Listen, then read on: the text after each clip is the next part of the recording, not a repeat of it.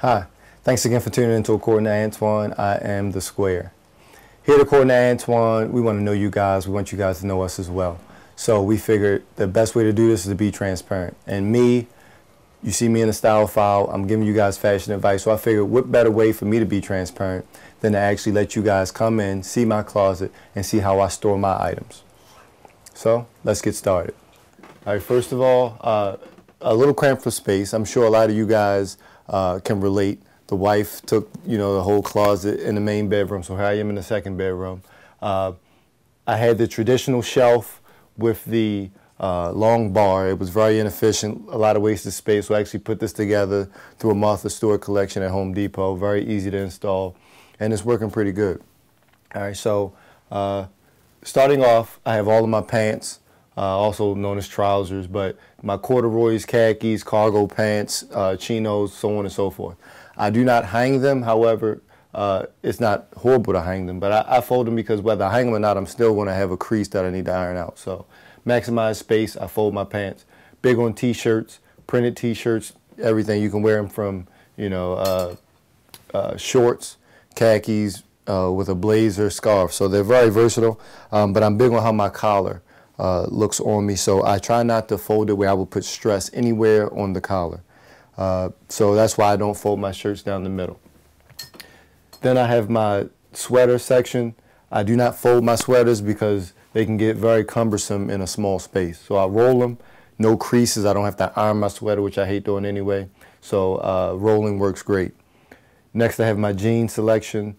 Again, I fold those as well. You're still going to have to iron them whether you hang them or not. And then to this side, this is where I keep all of my accessories. This is where I look at when I tie my ties, so on and so forth.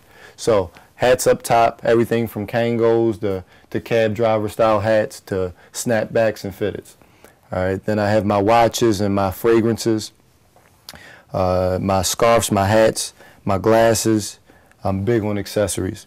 Also, my ties. I like to roll all of my ties just because you don't want a crease in your tie. So this is where I store my ties. However, when I just take them off, it's always going to be wrinkled from the knot. So I like to hang my ties.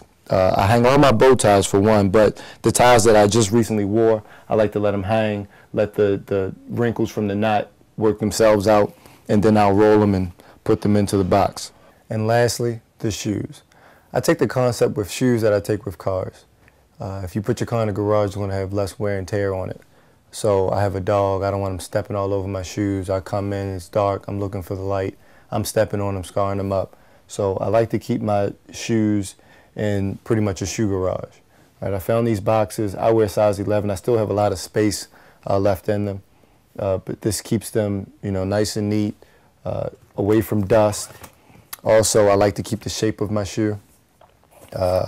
So whether if I'm not wearing them, I keep the filler in them, just to keep the shape of it. Also, for those shoes that start off a little tight, I use the shoe tree, the shoe stretcher.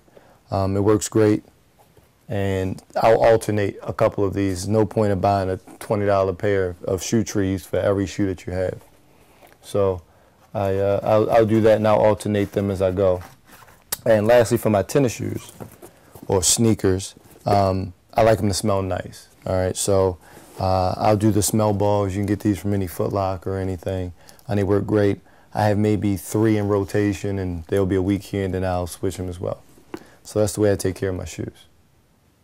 So there you have it. That's how the Square stores his clothes. Maybe you can take some of these concepts and tips and apply it in your closet. Thanks again for tuning in.